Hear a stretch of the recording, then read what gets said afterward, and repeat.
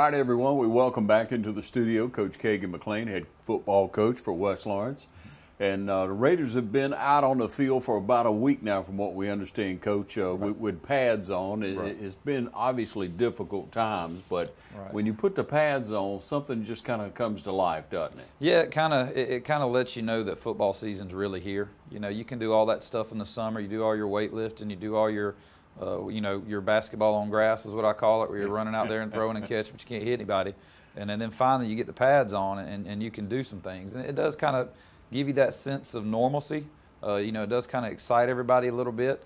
You know it's getting close to that time, but we live in uncertain times. And so, you know, normally pads would indicate, hey, a couple weeks out and we're ready to get after it. But now it's obviously very different. So it was a good week, but it's a very different first week. Yeah. So you put on the pads first of the week, and by the middle of the week you heard word, or by Thursday you heard word come down that you don't have scrimmage games, Coach. That's right. How'd that change the way you think? You know, I think it's good and bad. Good in a sense that, you know, we lost so much time, you know, in the weight room and with everything that's went on when the pandemic hit, that it's nice to have a little extra time. It's also nice to kind of see how some things play out and see what's going on in the world. But on the other side of that, now you got 4 weeks of practice, and when you're practicing for 4 weeks banging on each other, that gets old for some of those guys. They get tired of hitting each other. They're ready to hit somebody else. Yeah. So it's a double-edged sword there. You know, I think it has some positives, but it also has some drawbacks. And you know, we'll just have to. Every week it changes, so we have to be flexible. We have to be prepared that things could change next week, and so it is what it is. Coach, there's one thing for adults to go through it, but when you look at your players, when you look at your kids, when you look at that mental aspect for them of, hey, what's going on? Am I affecting? Is this going to happen? How do you think the mindset is right now with your players? You know, I think that you know, we've had really good attendance from our guys that are on the team. Now our numbers are down because a lot of parents are concerned, and especially with our younger classes. You know, we've only got 14 or 15 freshmen right now, which normally we have around 25 or 30. But, you know, a lot of parents are saying, hey, we're just not sure, or we have vulnerable people at home, we don't feel safe. And you know, we're doing everything, following the protocols, doing everything GHSA has mandated. But I understand where they're coming from. You know, I love football. You know, these kids love football. But football's a game, and for a lot of people, there's bigger things going on, and they just don't feel comfortable sending their kids to a practice, you know, when they've got vulnerable people at home. Because, you know, we see stories every day of schools that are shutting down around the state. We got to shut down for 2 weeks. We got to do this, and you know, it is what it is. So we've had low numbers, but our guys, we're about 75 on the team right now, which is about 20 off of what we normally are. But the guys that are there are there every day. We've had a really good attendance from that, and they're working hard. And I think their mindset is, you know, we want to play football, but I think also they're concerned because their parents are concerned, and so it's different. You know, it's nothing like we've ever experienced before in my career. For sure. How many seniors do you have this year? You know, it fluctuates a little bit. We're looking at probably about 18 seniors this year.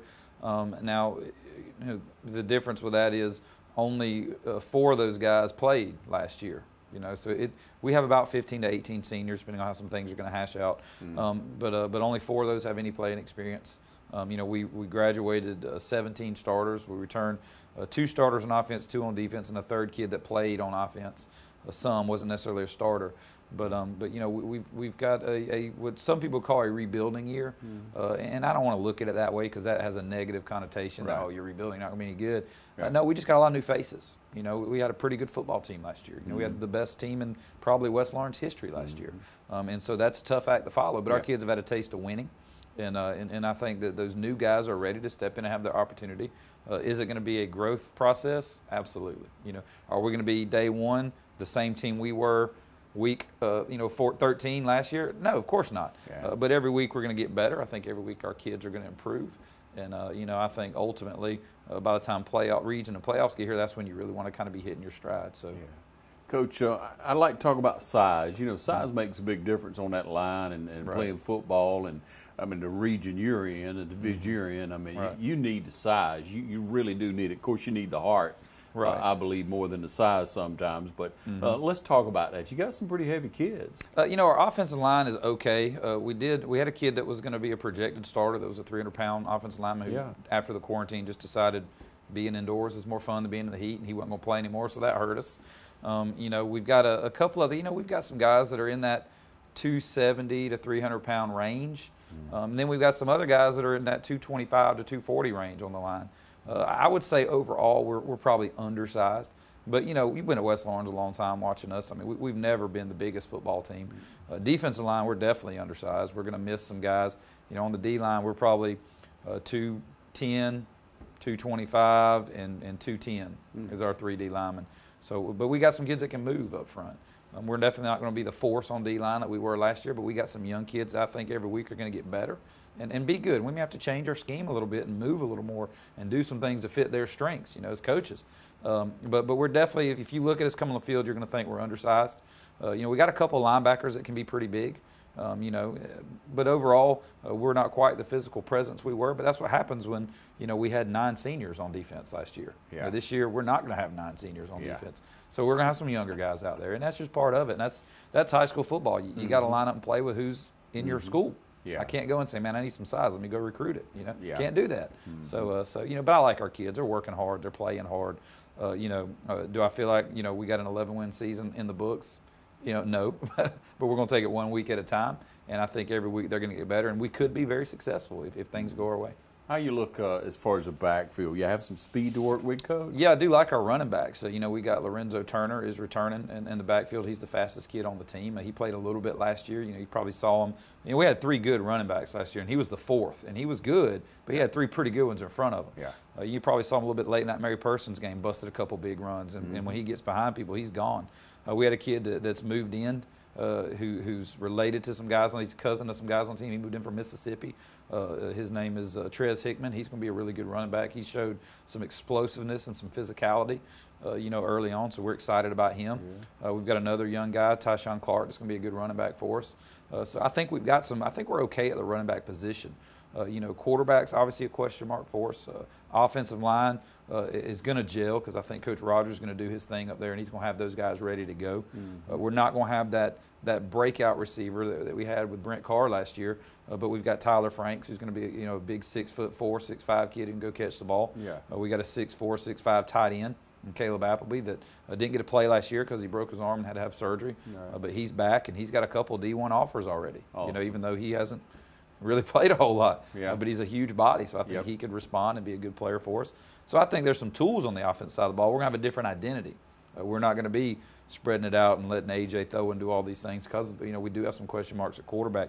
I think you're going to see us in a lot more 2-back, tight end, downhill, physical run type football team, and then play action and throw it to catch teams that are sucking up on that run. I think that's going to be our identity.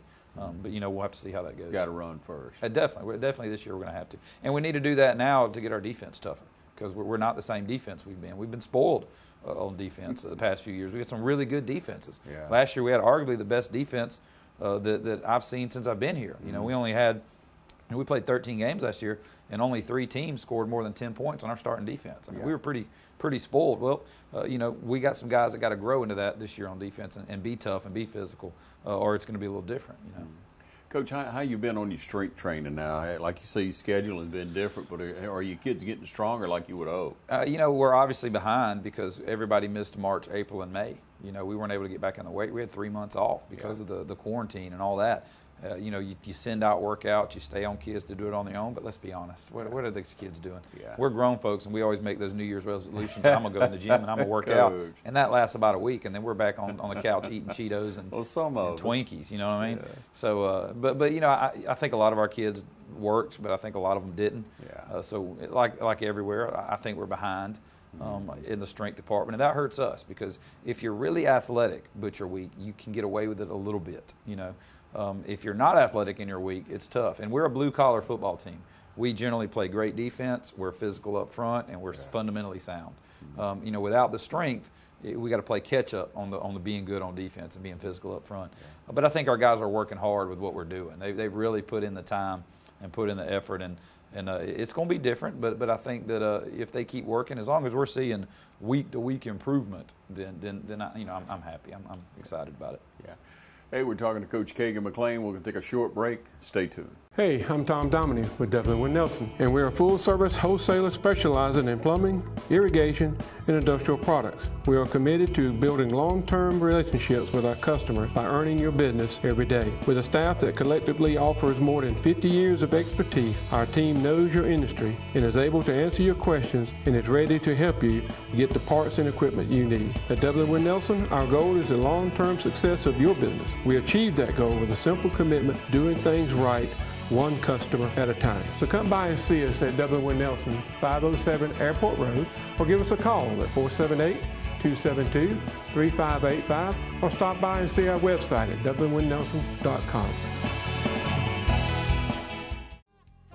First Lawrence Bank invites you to experience banking at its best. Whether you have personal or business needs, we're a full-service bank big enough to handle all of your banking needs and small enough to provide you with that personal touch you've grown to expect from a community bank like First Lawrence Bank. Looking forward to your future. That's First Lawrence Bank in Dublin and Dexter. Member FDIC. Coach, when you talk about defense, you know you have a lot of experience. You've seen a lot over the time that you've been at West Lawrence. You've had some very good defensive players. Right. And you look at this year, and I know you're tough on them. You're tough on both sides of the ball now, but especially on your defense, because you got to be able to stop people. Right. You got to be able to score, but you got to be able to stop people. Right. You got to figure out how to stop their offensive unit. So, well, when you're looking at that and you're looking at two kids back, by and large, you got a lot of juniors this year? Yeah, I mean, we've got some seniors that are going to step in and start for the first time because they were just behind really good players, you know. But we do have a lot of juniors that will be on the field. We got a sophomore that's probably going to be out there starting on the D-line for us. So we've got some youth out there. And no matter how well you coach them, no matter how hard you work them, there's no substitute for that Friday night experience. Yeah. There's a big difference between a sophomore and a senior. For the most part, you know. And so our guys are going to have to learn. They're going to have to grow. And I don't like to use this term, but I feel like early on it may be a little more bend but don't break until we get to the point where we cannot bend. You know, last year we didn't bend. Right. We just got out there and lined up, and our kids were in the right spot, and they flew around and they just hit people in the mouth. You know, this year it's going to be. We may not be that on week one. But we got to instill in our kids that it's a process. Every week you're going to get better. Every week you're going to get a little more experience. You're going to learn what Friday night's about. Now, obviously, you'd like to have some games early on where you could ease into it. Well, we don't have that because when you're successful and teams think you're successful, they don't want to play you because coaches want to win, right? Sure. And so, you know, you get your Lee counties and your Colquitt counties calling to play, and they're a little bit out of our range, you know. Coming up, but we do have a tough non-region schedule. You know, we play Bleckley to open up, and they're a much improved football team, and they'll have the number 1, number 2 player in the state and the Mims kid at tackle. So he's going to be a beast to deal with. Then we play Veterans, a 5A school that's very, very good. You know, and we have Bradwell Institute, a 6A school that's going to be very athletic. We play Dodge, who's got a lot of guys back. They got a stud running back, and they're a well-coached team down there. So, you know, our non-region schedule I think is very tough, and I think our region got better. You know, we lost Mary Persons and Upson Lee, but those are two teams we handled pretty good last year. But we picked up Westside Macon, super athletic, and Spoon Risper does a great job over there with those guys. Yeah. And then Baldwin with Jesse Hicks, who does a great job with his guys. They're going to be super athletic. So I think our region is going to be very competitive. And you got guys like Perry and Howard who are returning a lot of players, and they're going to be really good. So it's going to be a dogfight to get in the playoffs this year. Coach, you kind of expect, I say this now, and you may disagree with me, but you kind of expect that angle of pursuit on some of you know, your kids early in the season, and just a letdown, maybe take the gas off or take plays off. Right. You're going to see a little bit of that, and you expect that in them, but you've always had that philosophy, no matter what point you were, that each week you got to see that improvement. Right. You got 4 whatever games before you hit your region play. I mean, take it or leave it. You got to get better. That's no doubt. I mean, there's no, you know, you can only do 2 things. You can get better or get worse. I don't think there's any stay the same, you know. And early on, I know they got to buy into our philosophy on defense, which is we're going to be physical and we're going to fly to the football. If we can do those 2 things, you know, we can deal with the other stuff. I told the kids this week, because Monday, first day of pads, we were awful on defense. I mean, soft as cotton. I'm going to be honest with you. And then Tuesday we were better. And then Wednesday we were better. And then Thursday we were better. And that's what the season's going to be like. But I think those guys have just got to understand that, hey, you know, if we're physical, if we're coming off the ball, if we're flying to the football, us coaches, we can fix the busted assignments. We can fix the alignments that aren't right, but we can't fix your heart. You know, I can't go out there and take a kid that doesn't have the heart to come off the ball and hit people and give it to them. I can try and motivate it. But ultimately, when you play defense, you got to have that swagger of we're going to run through the wall every play, and we're not going to stop. And I think we'll develop that. But like you said, it has to be developed. It's not natural in most kids. Yeah, Coach, you want to see 5 or 6, at least 5 or 6 kids around the ball every time. That's what we're hoping for. Yeah, ideally. And we haven't got to that point yet in practice. Now we're going against ourselves. We're doing a lot of best on best every day. You know, ones on ones, twos versus twos. Let's get better. Like we're treating it kind of like a spring practice. You know, we're trying to work on fundamentals and doing those things. But you know, since we didn't have spring this year, but we're getting a whole lot of our D line is getting 20 plus reps a team against our starting O line every day, and I think that's going to make us better on both sides of the ball. But we'll see. Yeah, how many kids you going to have to use both ways? You know, with our numbers being lower, we're going to try not to use as many. You know, there's a couple kids I think that will play both ways, but ultimately I don't know how beneficial it is in quad A football when you don't have 90 kids out there to take a kid and just gas him the whole game. You know, if there's someone that's close, we prefer to try and 2-platoon it. But, Bradley Wilson will probably see some reps both ways. Caleb Appleby, the big tight end, will probably see some reps both ways.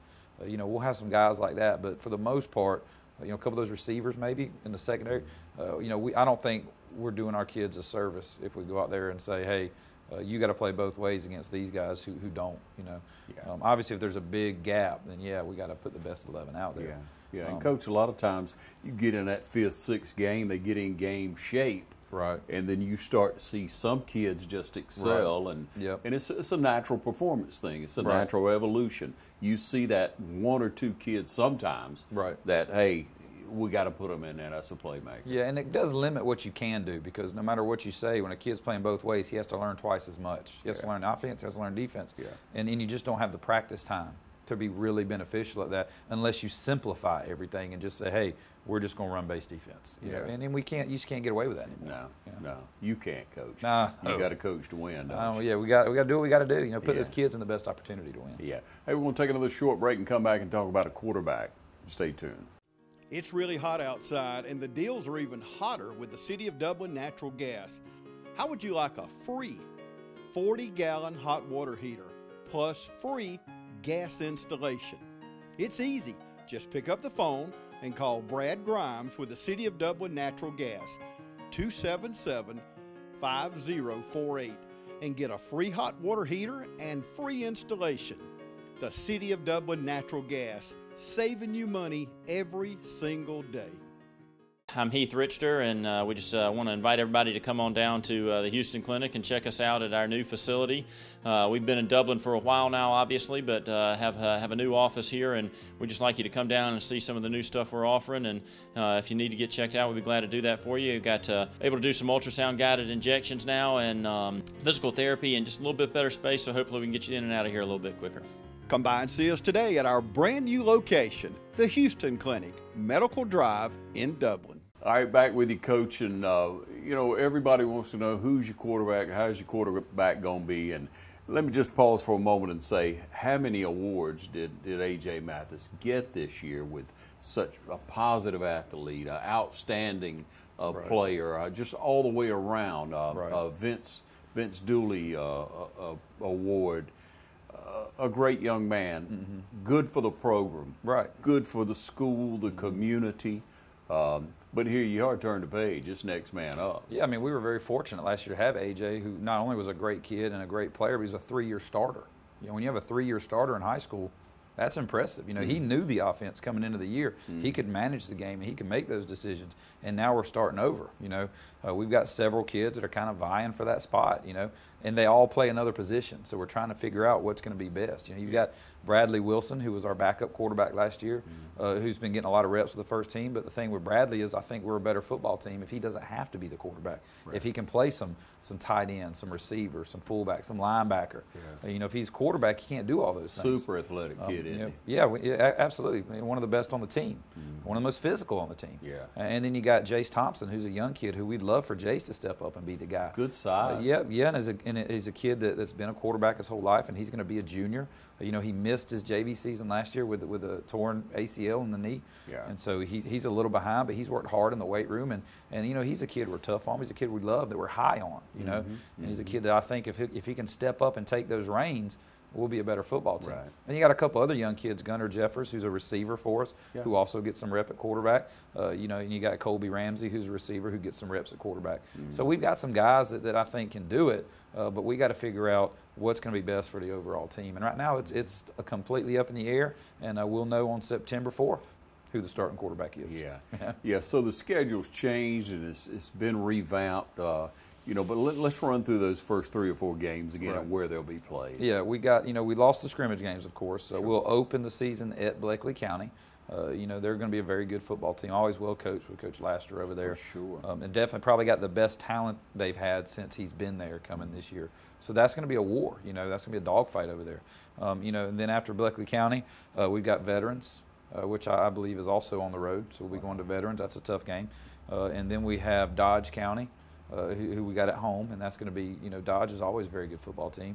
And then we got Bradwell Institute, a 6A team, which that one's kind of up in the air right now because they're in the Liberty County school system, and Liberty County has shut down until September 1st. So I don't know if they're even going to play, and so we may be scrambling for a game to fill that. So we don't know how that's going to work out. But, you know, they're a very athletic team. You know, they've got a big 6A school, got some kids that can play. And they're going to be tough. So, you Coach, know, what's the decision been, or how's it? What's the talk among schools that if a school drops, what do you do? Is it going to go into a pool, or is there a plan? You know, and that's the thing that I think has been so frustrating with coaches is there has not been a plan yet. And I don't know if they're going to leave it up to regions to figure some things out as far as region games go. But as far as the GHSA and the other games, nobody knows. You know, what do we do if we have a kid that tests positive and we have to shut down practice for 14 days? Wow. Do we forfeit 2 games? How does that affect playoffs? What are we doing there? You know, what happens in a region if your best team is undefeated, but then they have to forfeit their last 2 games? Are they still region champs because they were obviously the best team? What are we going to do in that situation? And then there's no plans that have been laid out yet. Right now, all the plans have been focused on coronavirus prevention, which I understand. But you know, at some point we've got to have some direction as to what do we do when this happens? What's the operating procedure? What's going to be the standard around the state? And right now we just haven't gotten to that point. So hopefully before September 4th we'll know. You know? Yeah. It seems like it may even be week to week, Coach.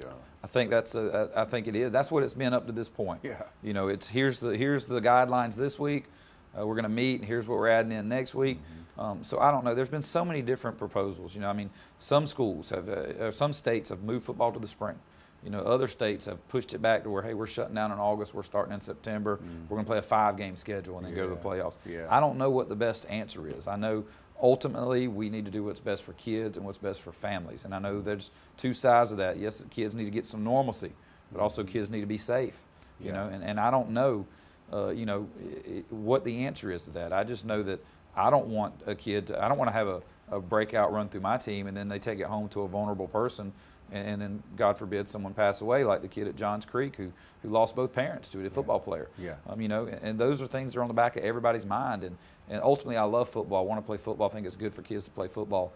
But as men and as godly men and as people who have been given the responsibility to take care of these kids, we've got to make the best decision, even if it's a tough one, and whatever that may be. You know, so yeah. Take it at that, Coach. That's right. I mean, you know, what else can you say? That's right. That's right. We appreciate what you do, your positive attitude, Coach, your desire to look out for our young people. We know how important sports is, team sports, sports alike, for the development of a young person in high school.